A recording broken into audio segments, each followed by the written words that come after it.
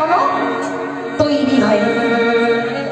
তাহলে চিন্তা করুন, কলিযুগে ভগবানের আসল নামটা কি হলো মনে রাখবেন, আর কেউ ভুলে যাবেন না। কি বললাম? বিশ্বম্ভর। আর দাদা বিশ্বরূপ, তিনি হচ্ছেন নিতাই। তো এই নিতাই